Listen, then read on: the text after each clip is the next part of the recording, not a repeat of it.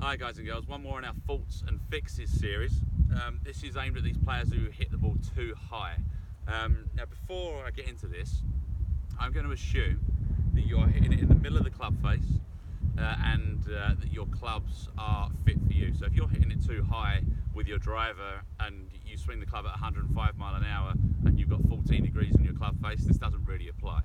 Let's assume that your equipment is good and your strike is good. The only other two things you've really got for a reason to hit it too high are adding too much loft at impact, so maybe not having enough forward shaft lean at impact, or your club face may be just open at impact. So you will know if it's open at impact if your ball is just going to the right consistently. So if it's high and right for a right-handed golfer, chances are if you can just square the club face at impact, you'll bring that flight down. If it's high and it's just simply it's online but it's just too high, there's a couple of things I want you to look at in your setup.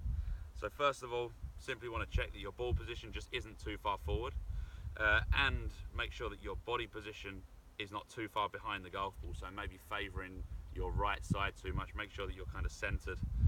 Your body's more or less centered in the middle of your stance. Your weight's pretty even between left and right, and your ball position isn't too far forward. If you have all of these things, what you need to do is practice just getting your hands ahead of the golf ball a little bit and de-lofting the golf club a little bit. This is going to help you do two things. One, it's going to help you hit down a little bit more, which will bring the flight down, and it's also going to take some loft off of the golf club. Now bear in mind there's only 3 degrees difference between your long clubs, about 4 degrees difference between your short clubs, so you really don't have to do very much at all to drastically change your flight. For example, we're talking about the difference in loft between each club. If this is a 9-iron, I've only got to do this. That's about 3 degrees, and that turns it into an 8-iron. So you'd be surprised at how little you have to change in order to change your ball flight. Now, having said that, most of the time, if you want to make a change, you're going to have to feel like it's a drastic change. So you may have to feel like you are hitting with your hands way forwards. Now, this is not correct, but it will probably take this feeling in order for you to move the handle forward maybe 2 or 3 degrees and just bring that flight down. Like I said, it's assuming that you're striking it in the middle of the club face as well. So give that a try.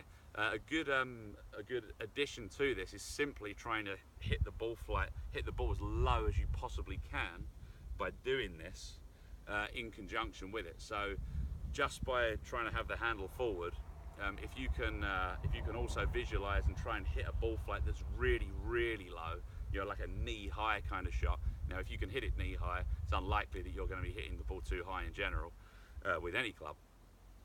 But if you can marry that with that swing thought of you just getting the handle forward a little bit more with a visualization and an attempt to hit the ball really low, with a little bit of practice, I guarantee you'll bring your ball flight down.